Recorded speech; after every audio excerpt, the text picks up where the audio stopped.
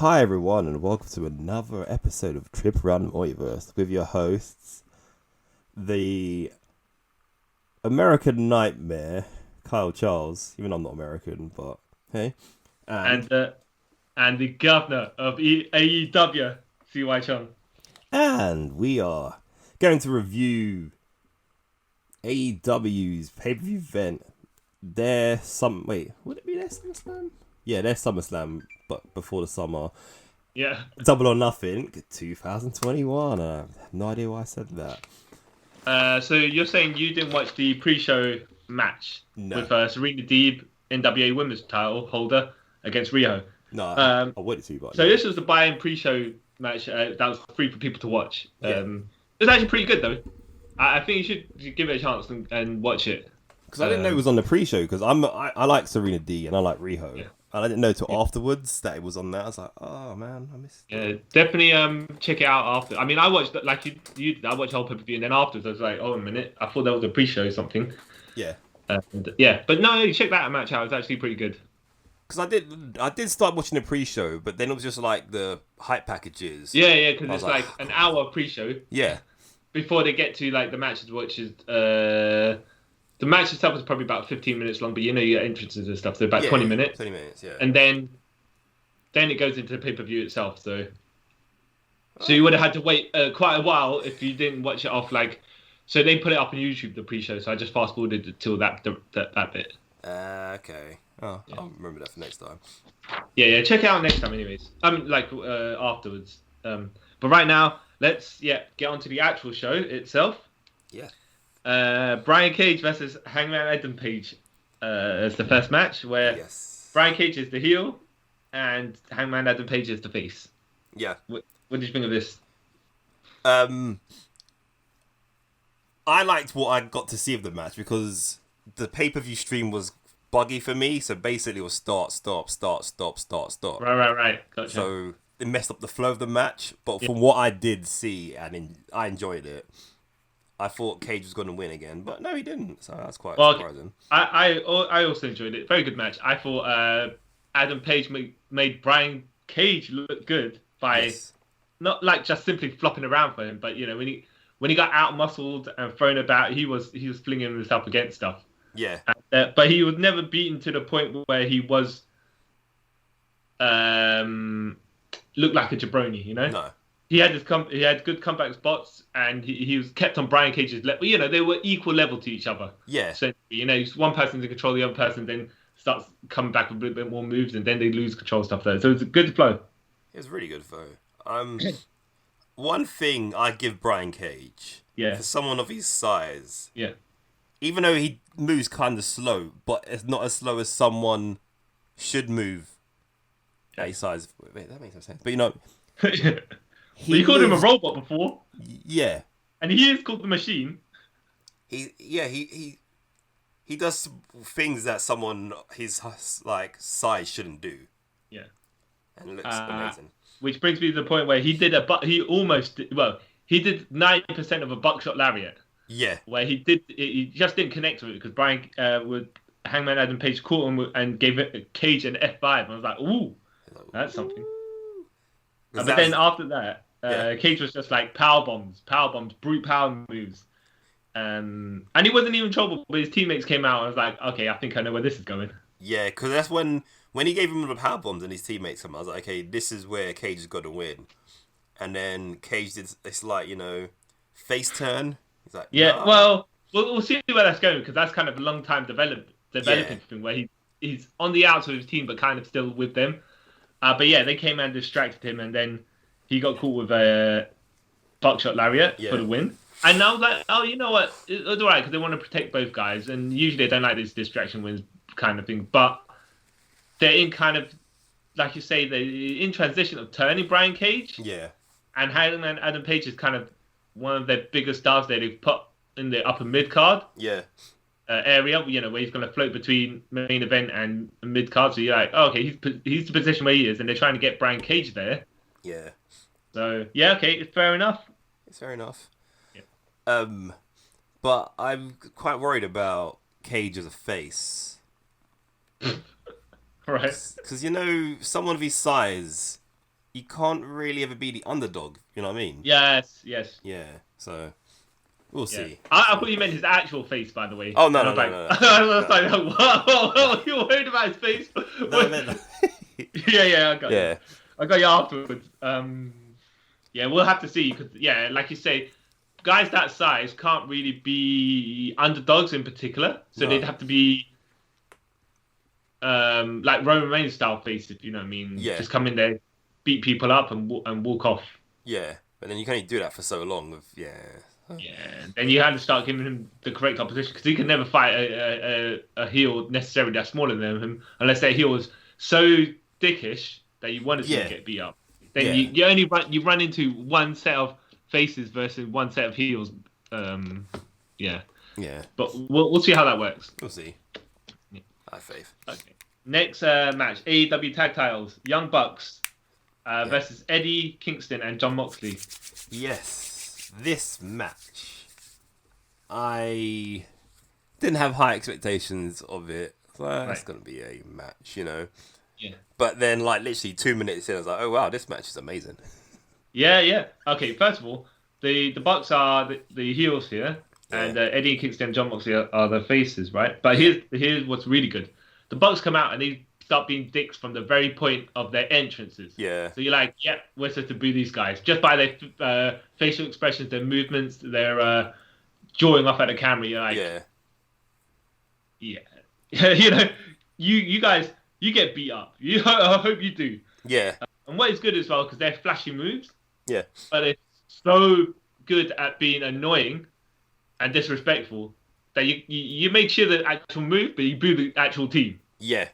And I like when the Bucks, when they're heels, they kind of tone down all their flashy moves or make them like more obnoxious. Sorry to interrupt you, but when you said they do less of the flash moves. They didn't do many super kicks, I noticed. No. This match. I was like, whoa. Yeah, because I was waiting for them. And then I was like, I get it. You do it at the end. Okay, yeah. What was good though? So the Bucks came out with Brian Cutler, right? Yeah, Brandon Cutler. Yeah. Brandon Cutler, sorry. And Mox and Kingston just beat up the Bucks before the bell. Yeah. And then they do nasty. I want to say was it discus clothesline? Well, it was a clothesline German suplex combo to Brandon Cutler to eliminate him from, I guess, interfering ever in this match. But it's good though because the Bucks got beat up and then they'd have to. Then you'd expect some sort of distraction or whatever for them to get in control. But Moxley and Kingston eliminated the guy, and I was like, okay, smart move on their behalf in kayfabe. Yeah. It was good. There was another good thing about this match. There was like so many like near falls. Yeah. It's like, both teams, yeah. And I knew the Bucks was gonna win, but it was moments I was like, Mox and Kingston could pull this off. They came out as actually a really good team together. Strangely enough, like you'd think of that. First of all, them having a feud with each other previous to this, where Eddie Kingston got his leg broken, quote unquote, and then they kind of got put together because of circumstances. And then when you really boil it down, they stole the Bucks' limited edition shoe trainers, what they are, and that was like, okay, right, yeah. That was the beef. Because the Bucks were like, you can take our tag titles, you can disrespect us, but you can't take our shoes, man. And I was like, oh, these guys are the best for that. The arrogance. Yeah. And go on. So I was going to say, we had the guest appearance from Carl Anderson and Doc Gallows. Yeah. But the reasoning for that, obviously, is they're part of the Elite, and the Bucks are also part of the Elite, and the Bucks were getting beat up. Yeah. So you needed something to not necessarily get them out of control, because they didn't need a physical distraction. You just need someone to like Mox to look away from what's happening in the ring. Yeah. So yeah. I was like, okay, fair enough. And Mox got was it a hairspray in the face? I don't know what it was. Cold spray. I don't really know what that actually is. And then Frankie Kazarian came out and made the save because he's the Elite Hunter now. Yeah. Because what they retired? Was it they retired Christopher Daniels? Or did they make him break up the team? Made him break up the team, so there's no more SCU. Even though technically SCU stopped existing when Scorpio Sky left, but okay, you know. Hey, if they didn't do that, they wouldn't have a storyline, right? Yeah, no, but they could have went back to being called The Addiction. Yeah, I suppose. But then again, it just reminds me of when Sergeant Slaughter was an Iraqi supervisor, and the Iraqi war finished by that point, and they're like, in the K-pop universe of WWF at the time, the Iraqi war is still going on. Yeah, because, you know, they're months. They're years behind, but okay, cool. Yeah. Whatever. Mox took a Meltzer driver on the entrance ramp. Yeah. And I was like, oof. But then what's good is, because the move is the finish, and by the time they got back into the ring to do the pin or whatever, you know, it's like, okay, he had time to recover. Yeah, Fair enough. Made sense. Yeah. And when the Bucks were in trouble, they started kicking Eddie Kingston's leg. Yeah. Super kicking his leg, and I was like, oh, okay, smart as well, because they mentioned on commentary, broken leg, stuff like that. Okay, cool. The Bucks were... You know what, I have to say, now they've got the same colour hair. Yeah. Sometimes I mix up which Buck is which. Yeah, same. And it's not necessarily like they're twin magic or anything like that. It's just you knew what they were, who they were before, but when the camera's far back, you can't, because they're similar body shapes. They're wearing similar ring gear. They move similar. The only time you could tell because one's taller than the other, like a lot taller. And the blonde one now has kind of dark brown hair, but not as dark as the other Buck. Yeah, Matt. You can't tell by the time the camera's out. You can't tell. Yeah. So there was a good. Eddie Kingston put his knees up to block a senton from one of the Bucks, but he also then started selling his knee a little bit because obviously his legs hurt. So I was like, oh, okay, good move. Yeah, okay. And there was a nice bit where Mox put one of the Bucks. See, I can't remember which one exactly. Nick. Yeah, in a sleeper hold, and Nick fell back, rolled through, and Matt then 450'd him. Actually, no. He had Matt in it, because Nick does the 450. Yeah. That's right. And I was like, okay, that's quite a neat sequence. Mox and Kingston bust out with Doomsday device as well. I was like, oof. Yeah. No. Assisted by the trainers, yeah. Yeah. The trainers, by the way, Carl, means... Sneakers. Yeah, exactly. Yeah. Not actual coaches or ETMs or anything out there helping them. Like, no, physical people. They're actual trainers. That's what they use. Sneakers. Yeah. Which commentary had to remind us that they did that. And so they gave Mox 4 BTE triggers, which are like double knee. Yeah, it's basically Kota Ibushi's move. Yeah. So when Mox didn't flop over, because they still held his arms, they just spammed another 3, and I was like, okay, nice. But I noticed how I believe Nick Jackson, he actually dropped Mox's hand and went over to stop Kingston from doing anything. It was like, and then Matt's like, no, you got to pin him. You got to pin Mox. That was quite funny. I did like, there's a bit where Mox went to give Nick the paradigm shift. How he reversed out of it. I thought that was pretty cool. Because he sort of went up with him and rolled out of the underhook. Yeah. I was like, I've never seen that before. Yeah, this match was really good. Yeah. Because you would have got these one team here, which is Kingston and Moxley. They like wild brawlers. Yeah. And the other team are just stylistic high flyers. Yeah. And yet somehow their styles completely meshed, which is good on them. Very good. Like I said, I might say this is probably match of the night, in my opinion. Ooh, I'd have to say probably the world title, but we'll get onto those. Yeah. I mean, between this and the world title, yeah? Yeah. Okay. Casino Battle Royale. Which, do you want to explain the rules here? Because I was like, when I was looking at the rules, when the rules on screen, I was like, wait a minute, what? And then I had to go Wikipedia the exact rules, just to make sure I knew what was going on. Okay, the rules for the Casino Battle Royale is there is 5 sets of cards, we'll say. And when a card is drawn, for example, like an ace, not a diamond, spade, blah, blah, blah, blah, blah, whatever. Yeah. 5 wrestlers will come to the ring, and they have to fight for 3 minutes before another card gets called at random. Then the other 5 wrestlers come in the ring. Yeah, it's a complicated for no reason version of the Royal Rumble. Yeah. So what I got, from when I wikied up the rules, and it's roughly aligned with what you're saying, but the thing is, I don't know. Okay, so 5 sets of people come out, but they come out in a particular order. But you're like, what order do they come out in? Is it just to do the group of them at the same time? Because everyone gets an entrance. Yeah. Which was...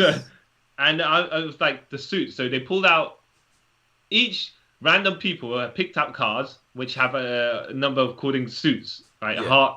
Heart, spade, diamond, and club. Yeah. So those 5 people come out.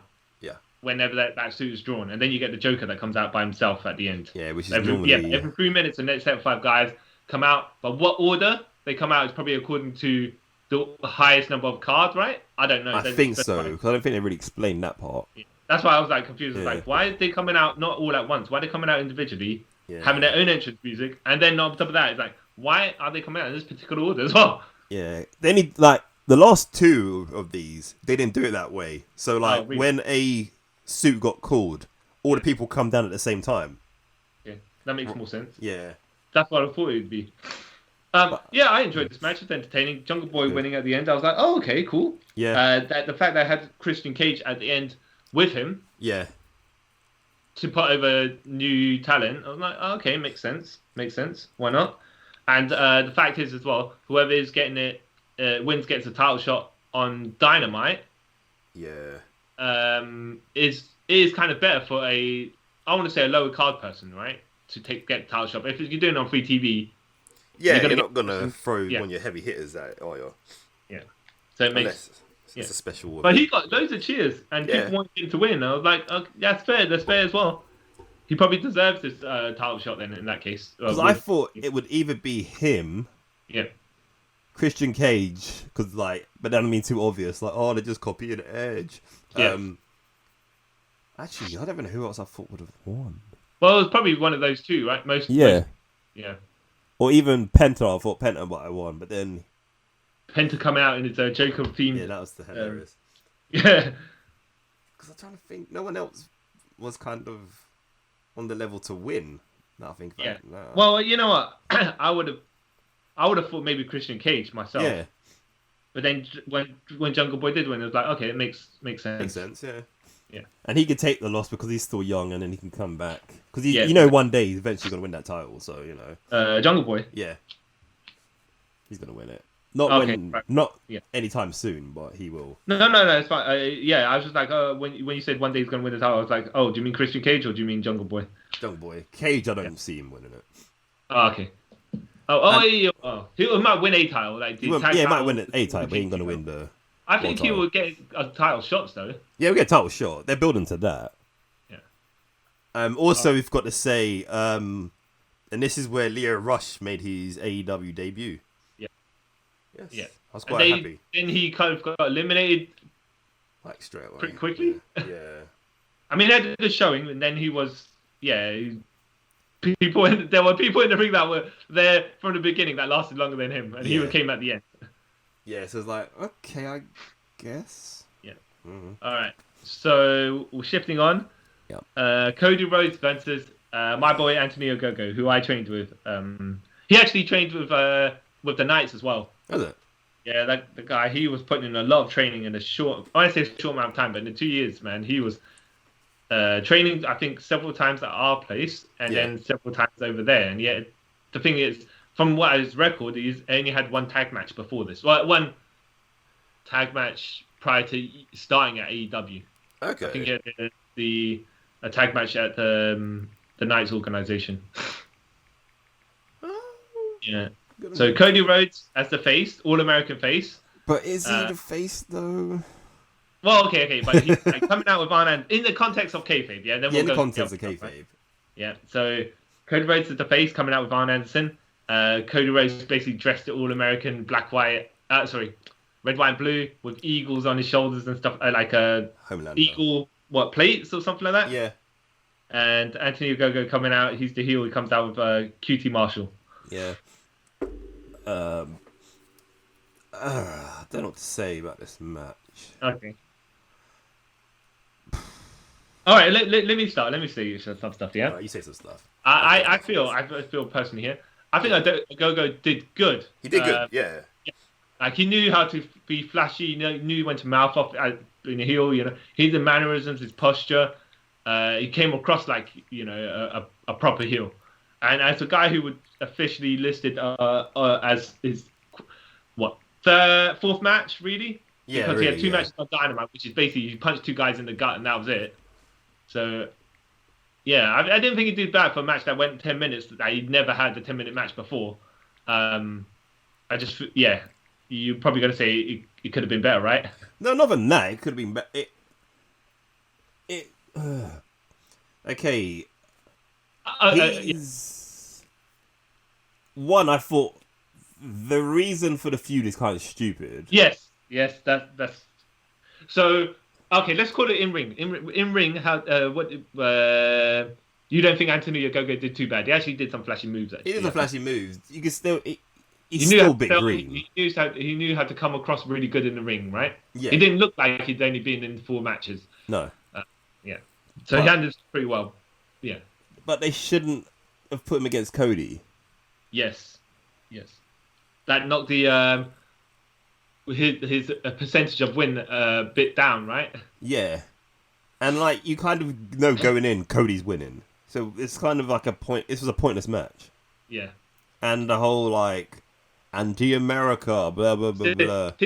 So out of ring now, right? Going into the storyline, you're saying it's stupid. Yeah, because Anthony Ogogo is meant to be bashing America, foreign heel, but kind of he wasn't because he's coming up with points that actually did have relevance. Yeah. And then Cody Rhodes is leaning into the all-American patriot, but it come across as pandering a little bit because Anthony Ogogo's flip side of it, what they scripted him to say, wasn't detrimental enough to America. No. So kind of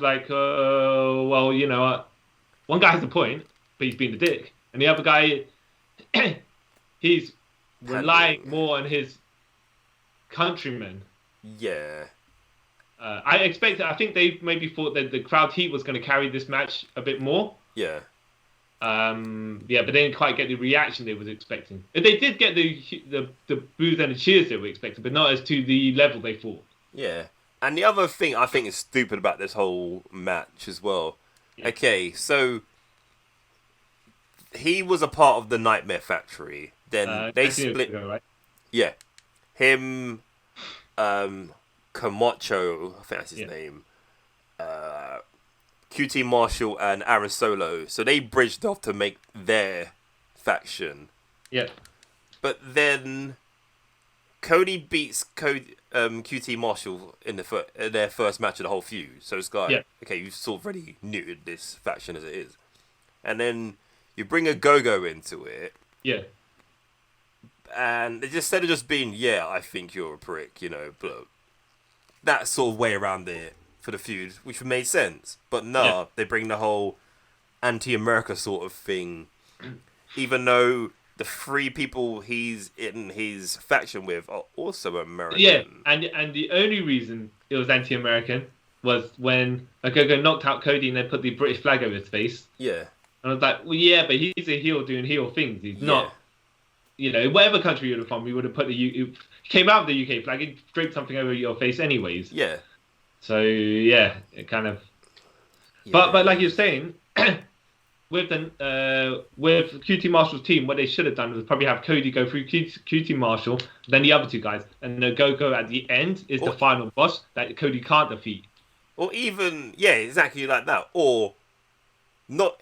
QT Marshall should be the last person he fights because we're going to say video game reasons he got powered up. Okay. Hold on, let me just put it that way. It depends on who they're trying to push though. Yeah. If you're like you're saying, if QT Marshall, if they wanted to push QT Marshall, he would have been the end boss. If they wanted to push Anthony Ogogo, you have the boss get beaten up, and then you have the secret final boss, which is Anthony Ogogo. Yeah, but then you can't really push him to be that boss already because, like you said, he's not really that well trained and stuff. So it's I don't know. It's well, I think okay, this is an experience. We just need to do a couple matches. Then he can start having his own partner. How he's going to put his own stuff together.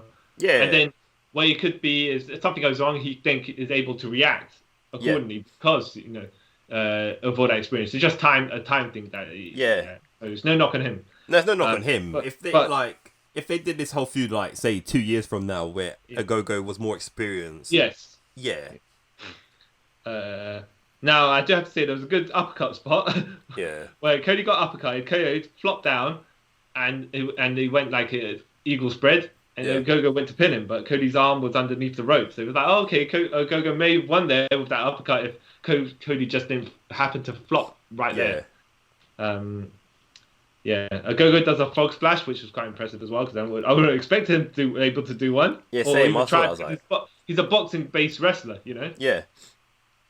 I thought Cody was gonna there was a bit where Cody started working on his fingers and hands. Yeah. And I was like, okay, so what he's gonna do is hurt them, and then when Ogogo does his punch to Cody, he's gonna have to sell his own hand as well. Yeah. But he didn't actually go there. Cody won with Earthbreaker, which I was like, ooh. Yeah. I was worried about that. Anything of that, but when he flipped Ogogo over and Ogogo was upside down, like, oh boy. Yeah, I was quite worried. Like, you can't be doing that with someone like him yet. Yeah. You know what I mean? It's a bit. He took it, and but like you say, it's like if this wasn't one of his first couple of matches, then it'd be safe for him to take. But now he's just taking a move that is a high risk move. If he can, maybe not dude, right now. No. Okay. But yeah. I see promise in Ogogo. Yeah. So yeah. It'd be. You know what? I wonder how he will transition when he's a face as well. Because right now he can be the governor. Yeah. But when you're a face, you can't be kind of the governor. I don't want to say necessarily that cocky, but he had to touch down. But we'll see. We'll see how that works. Because I think he's got the makings of a star. Yeah. Player in this. The Orc thing is like the same. And they keep on mentioning the country. He's legally blind in one eye. Yeah. So how can you boo a guy with not like a disability, but you know what I mean, like a guy who's had to come up from behind to get work to where he is. Yeah. They're not really. Yeah, they're not really selling him well, are they? Well, not as a heel, but I suppose they could lean into that when he goes to be a face because someone could attack him on that particular eye. Yeah. And then they could work towards the transition at some point. All right, Miro, the TNT champion versus Lance Archer. Miro is the hero here, and Lance Archer's the face. Yep. I think so watching it was like two brutes just hammering at each other. Yeah. They went at it. They proper went at it. Yeah. And, but then Miro's doing spinning heel kicks as well, so it wasn't just like. Just picking each other, throwing each other down, and just all like striking each other hard. They're doing stuff. Yeah, because Miro did lose a lot of his mixed martial arts to sort of bring Archer down to his level. Because obviously Archer's taller than him, so he worked on his legs a lot, which I thought that's pretty clever. I thought it was pretty funny as well, where Jake the Snake came out with Archer, and Miro pulls him into the ring, grabs the bag or the sack or whatever with the snake in it. Yeah. Well, we don't know the snake in it, right? But the shape of the snake. And he grabs it and he throws it up the entrance, right? And then he starts hamming up as a heel. Yeah. And I was like, that's a good move. Because I was like, it made me laugh. And the same time, it's like, oh, how outlandish is this behavior? Yeah. But he did get a reaction because it could have went two ways because it's so over the top. Yeah. You're like, this guy's a joker. But the other one is like, oh my God, you're killing an animal. Yeah. So I was like, yeah, that's quite cool. It's good. Neat fun spot. Miro won with a. Okay, I want to say it's a TKO, but it was a ref stoppage. And he had Archer in the arching back camel clutch. Yeah, you know what I mean. The game. It's called the game over. Now, yeah. So it's basically it's a camel clutch. It's the standard camel clutch, the game over, and this arching back version. Another name, or is the arching back version? Still the same. Okay. Yeah.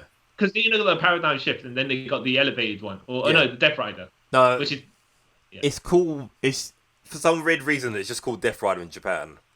It's the exact same move, the paradigm shift and the... He gets the standard double arm DDT, and then he's got the elevated double arm DDT. Yeah, both still called the Death Rider and the paradigm shift. There's no difference. Oh, actually, I thought they called it... Oh, right. I thought they had one was like an elevated version, and they named it something else. But... Nah, it's the same. Because I think they mentioned it a couple of weeks ago. Like, it's just the same move. It's just in Japan they call it Death Rider because it's easier to say. Fair enough. Yeah. AEW. Any other comments before we move on to ladies' match? No. Besides, it's a really good match.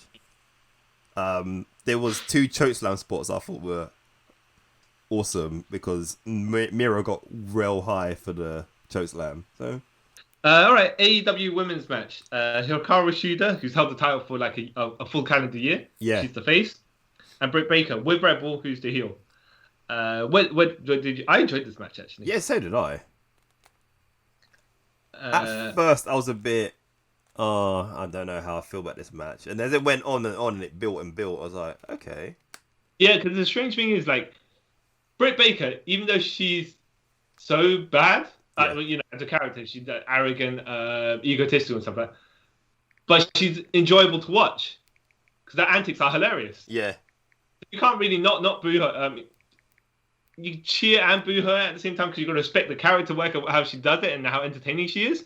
Yeah. But at the same time, she knows her place in the organization is to be the bad guy, and she doesn't try to slip in to be a cool heel. Yeah. But you could see, I don't want to say, it's quite obvious this is just the point where Britt Baker's going to win the title because it wasn't super obvious. No, it wasn't. Knowing that there were enough near falls where you're thinking, okay, maybe she won't. In fact, yeah, during the match, she got hit by Rebel. Yep. With a crutch. And I was like, oh, is this how it's going to happen? But I legit thought then that's when it was going to that's how Shida retains. Yeah. But, so then Rebel gets ejected. Yeah. This is late on in the match, right? After that happens, Rebel gets ejected, or the ref gets distracted trying to eject Rebel. Yeah. And Britt Baker brings the title in to hit Shida, grabs the title, Britt super kicks her, title drops, Britt gets her curb stomp onto the belt. Yeah. And I was like, okay. That's how Shida loses. Yeah. But she kicks out that. Yep. You're like, oh, wow. Yeah. And then Britt Baker later on does, as the finish, does the lockjaw, which is the mandible claw / rings of Saturn combination. Yeah. You got a clean tap out. Oh, yeah. Okay. It was clean. The match was pretty clean. The only interference was on her side against herself, though. Yeah. And I noticed something about the match. I mean, look, it was a good match. I enjoyed it. Yeah. But sometimes they try to do stuff, and I don't say they missed or things weren't so smooth in ring. But I actually thought that added to the match because they were fighting, as the commentary was saying, unladylike. They were fighting quite viciously. Yeah. So the stuff that didn't look really good was like they didn't look like they, not necessarily cooperating, but it didn't look too choreographed. It just made it look like these ladies are actually fighting each other. Yeah, exactly. It felt brutal. Yeah. And there was like the right amount of sloppiness as well to make it feel like a real fight rather than. Yeah, that's it. Yeah. Being smooth. Because funny enough, you can't script those things to be deliberately sloppy. No. But it just added to the grittiness, is why I thought. I was like, oh, okay. None of the muck-ups, not that there were many, but none of those things actually took away from the match. Because they're in ring as well, they hit each other quite a bit because Sheeta broke Britt Baker's face, right? Yeah, exactly. She broke her nose open, yeah. So they're not going to be, when they have their rematch, they're not going to be trying to out-wrestle each other to that degree. They'll be trying to hurt each other. Yeah. So, which made it even more better. It felt like a blood feud, this match. Yeah. But maybe not as a not as a gimmick match blood feud, just like in the ring standard match. I did like that Tony Schiavone hugged Britt Baker when she won. Yeah, I thought that was nice. I was like, storytelling. Yeah, Tony Schiavone is like her on-screen dad, but not. Yeah. So I was like, because he, even though she on screen as well takes the piss out of him. Yeah. On screen they get along really well. So it's like, yeah, okay. made kind of sense because it didn't make like they were breaking character either. No, they didn't. Yeah. Scorpio Sky and Ethan Page versus Sting and Darby Allin. It was an okay match.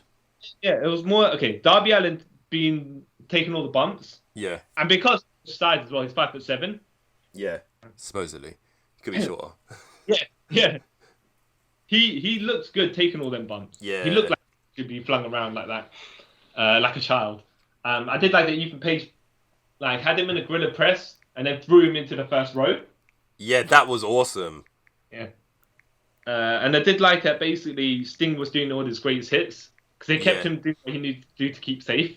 Yeah. And there was one instance where Sting had the Scorpion Deathlock on Ethan Page. Yeah.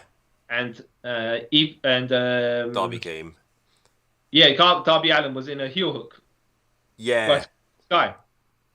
And then they're facing each other. Ethan Page and Darby Allin. They're the ones that have the most feud that's going on in this match. Yeah. And they just start slapping each other, even though they're in pain.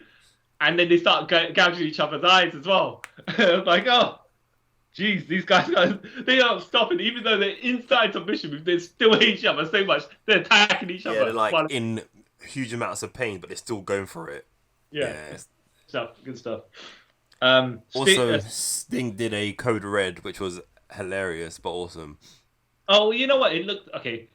Yes, but it looked more like it. I know the commentary said it was Code Red, but it looked like to me more of a sunset flip because then you get the rotation of the speed and rotation of a Code Red. No, but it did have more impact than a sunset flip. Yeah.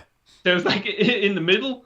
But fair enough, Sting, did it. Yeah, at his age to try it. So like, safe. Yeah. So fine. Sting's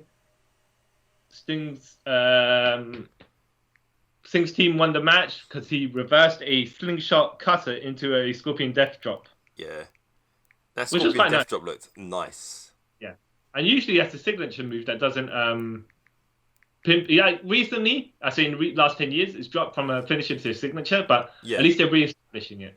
Yeah. Whatever they're trying to do, we'll see. Okay.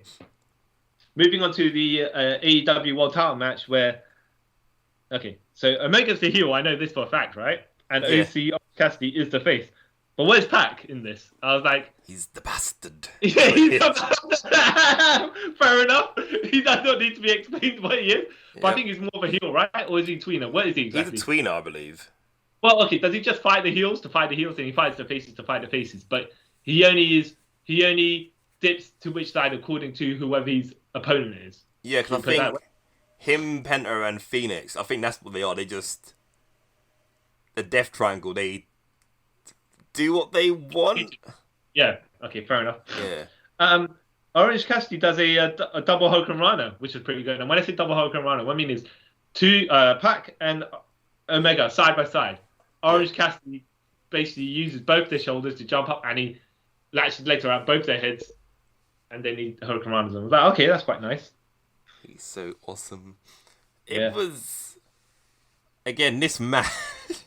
There's one bit when Pac did something, I can't remember what he did, and he's like to Kenny like, Rah! And then Kenny's like booted him into the corner, and he flew.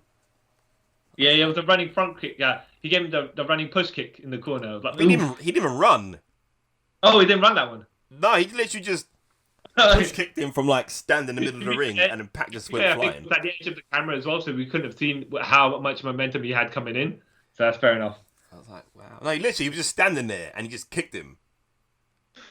There was some other neat moves so Orange Cassidy and Omega, they win that body slide pinning bridge pin. Yeah. And Pac gets 450 on top of them both. But oof, nice. Yeah, that looked rough though on Kenny. Yeah. OC, Orange Cassidy had he was on the top rope and Kenny Omega having the Snapdragon suplex full Nelson position, right? Yeah. And then OC's like having his hand pulling down, and then he puts him in his pocket. And I was like, oh, this is hilarious. Because he's known for just putting his hands in his pockets. Yeah, and once his hands in the pockets, he's invincible, sort of. And so when he broke the full Nelson to put his hand in the pocket, I was like, this guy's a joker. Yeah. Some other good bits is when Orange Cassidy does his light kick combo. Yeah. And when I say light kick, I mean not like as fast as light kicking. Just kick them so gently. Yeah, he just brushes their leg. So he does 2 of them, and then Pac kicks him right in the nuts. Yeah. I like how Pac no-sells everything. Pac got no sense of humour. Nope. Come on, Kenny. Oh yeah, so there's another bit where Orange Cassidy is in the Brutalizer / Wings of Saturn by Pac, and then Omega comes in, he kicks Pac in the head a couple times, and Pac does not let go, and Orange Cassidy looks like he's going to fade out and just like the referee going to call it. So Kenny just looks at the ref and just elbow drops the ref. Yeah. First, he was like, before he did that, he kicked Pac in the head a couple of times, and then he kind of looked at the camera like, what did I do? And he just turned to the ref, and boom. Kenny's got some of the best character work. Yeah. There was a bit where the V-trigger. Yeah. The V-trigger spot with Orange Cassidy. He took I think 1 or 2 V-triggers, and then Kenny was going to do a running one. Yeah. Actually puts his hands to Kenny, to stop him. Puts his hands up, then puts his hands in the pocket, and then he flops on the ground. Yeah. What? And Kenny's like, what is this going? What's this mean? It's like, okay. Well, it's good character work because it's kind of funny, and it's kind of is what we would do. Is OC's finisher the orange punch, which is the running Superman punch? Because I thought it was going to be something a bit more. Nah, it's the beach break. It's like he does that as well. Yeah, that's his finisher. Right, because he's just done a lot of these orange punches, and I was like, I don't know with and he was getting pins from this as well. No, that's not like free signature move. He was getting near pins, near falls sometimes. Yeah, no, it's a signature move it is. So yeah. Okay. So Don Callis interferes, right? Yeah, calls the as he referee. does. Yeah. And the crowd boos him. But it's like the crowd chants bullshit, right? Yeah. But the way I took it was they're not chanting because they know a screw finish is going to come, right? Or booing the company because of this. They're like, you know what, yeah? As part, they're participating as part of the theatrics. Yeah. You know, they Don Callis, you're being, what you're doing is out of order. Yeah. That's how they're coming across to me. Yeah, that's how I took it as well, rather than, boo, we don't like this anymore. Yeah, no, I took it as being part of the show. Kenny, being Kenny, right? I can't remember what happened to Orange Cassidy. He gets eliminated somehow. Not eliminated, but Pac puts him out. And then Kenny Omega gets all these titles. Yeah. Oh, no, yeah. I think it was the Brutalizer. Yeah, Orange Cassidy got knocked out from that. And yeah, this is after Kenny hit the referee, Don Callis gives him the titles. Yeah. And he hit Pac with all 3 of his 4 titles that he had there. Because it came out with the AEW title. Yeah. The AAA title, the Mexican title. Like, yeah, Mega Impact Championship. World title and the TNA Championship. Yeah. And yeah, it was like, of course he's going to hit them with, try and use every single title to him, just for the jokes of it, right? Yeah. Why not? Why hit him when you can hit him 3-4 times? Exactly. So he hits Pac 3 times with each of the titles. No, he hits him, once with 3 titles, three titles. Then when we go to the 4th one, Orange Cassidy hits Kenny Omega. Yeah. Then he does a lazy pin, but that's because he's tired as well, right? Yeah. And gets a 2 count from me because Kenny then rolls him up into a crucifix and gets a 3 count. Yeah. And I'm like, oh, you know what? It's all right because it protects everybody first of all. So no one takes a loss, and then the heel shenanigans being what he would do towards the finish. Yeah, I enjoyed this match. I really enjoyed it. Good highlights as well. I enjoyed it. I would watch it again. Yeah. It was 27 minutes long, about half an hour long, but it never felt like it. Things moved pretty quickly. Yeah. It was never like a dull moment in that match. Yeah. Final match, Stadium Stampede. Inner Circle, which is Chris Jericho, Santana, Ortiz, Sammy Guevara, and Jake Hager, versus The Pinnacle, which is MJF, Dax Harwood, Cash Wheeler, Wardlow? Yeah, Wardlow, yeah. And Sean Spears. Yeah. I got no specific notes about this, other than it was generally entertaining. Yeah, same. I didn't take any notes. I just take in what was going on because there's so much going on. It was chaotic, but in that sense that it's I wouldn't say a cinematic match because it's not quite a cinematic match. No, but it was a mixture of both. Yeah. Yeah. Because I don't know if they filmed segments before or they were broadcasting live and then switching across. Because there'd have to be a lot of coordination. Because I think there's long stretches where there's two people doing stuff. Yeah. And then you have another set of two people doing stuff. Yeah. So it's like they never know. And then I think that sometimes you had three people, like three versus three scenario. Yeah. Yeah. So to cut in between all of that at the same time, I guess, would be quite hard. Yeah. Exactly. Unless they timed all the logistics. Yeah. Look, let's just say they rehearsed the match previously and told you got a counter saying how long you've got in this segment before the camera switches to the next segment. Fair enough, but that's a lot of work, you know? Yeah, especially to do it live as well. So they came into the ring. I think Sammy Guevara and Sean Spears came into the ring towards the end of the match. Yeah. They're quite a little good bit live. Because they came into the ring, Jericho and MGF came into the crowd and did their little brawling bit. But yeah, I don't think the other three, or the other six, their bits weren't in the arena, was it? No. Tell you what, you go through the finish and then I'll go through a little bit of things I do remember I want to make notes of. Okay, so the finish, Sammy Guevara and Sean Spears make it to the ring. They have a little brawl for a bit. And then, I can't actually remember how. Well, I can't actually remember the setup to the finish. But Sammy hit the 630, pins Sean Spears. Yeah. And the Inner Circle get to live again. Because one of the stipulations of the match was if the Inner Circle lose, they disband. Yeah. So there was something I noted before. Sean Spears is going to hit Sammy Guevara with the chair, and Sammy took it on his shoulder area. Yeah. And I was like, and then he kicks out, and I was like, okay, it's actually quite good that he took it in the shoulder area because if he took it in the head and kicked out, it'd be like chair shots. Yeah. All right. So I was like, okay, even though it was, I don't want to say necessarily defensive or a safety thing, where he did catch him, it was like it made sense for him to be able to kick out. Yeah. Though to be fair, he probably should have kicked out using the other arm, not the arm that he got hit with. Yeah. He hit on. What do you think about the ice pick moment? That for a moment took me out of it. I was like, know you're not going to stab him. Was it Jake Hager and Wardlow? Wardlow, yeah. They're having a brawl. They're in the arena. Where were they? In a freezer. No, the arena they're fighting in. The Jacksonville Stadium for the Jaguars. So he's got all sorts of whatever it is there for the facilities. And yeah, they fight towards the freezer area. And I think Wardlow throws Jack Hager into the freezer and then he tries to close the freezer on him. Yeah. It didn't happen. So now after that, they fight into the freezer and they break away from each other a little bit. And Wardlow, they go through the abattoir? I don't know, the hanging meat section, right? Yeah.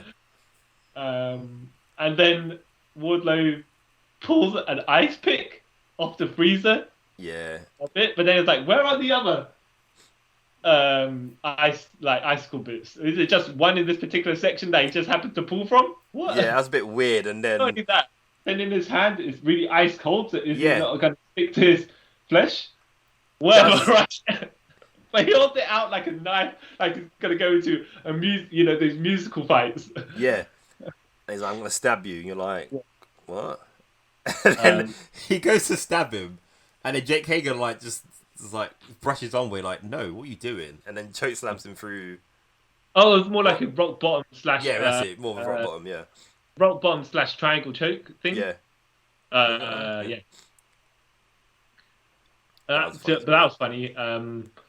I have to say though, Jericho and MJF when they were hitting each other, like it was a bit of a comedy segment at the beginning, but they did do a lot of verbalage in there. Yeah. So MJF threw coffee in Jericho's face, hot coffee, quote unquote hot coffee, but there was no steam coming off it. But for safety, of course, they're not going to do that, right? And then I think Jericho hits MJF with a mic and shouts at him. Yeah. Okay. And we've got the damn the entrances when Chris Jericho's team's coming down. Like, so MJF drives into the pitch, right, the American football pitch. Yeah. Where are you, Jericho? Where you at? And MJF's by himself for some reason. Yeah.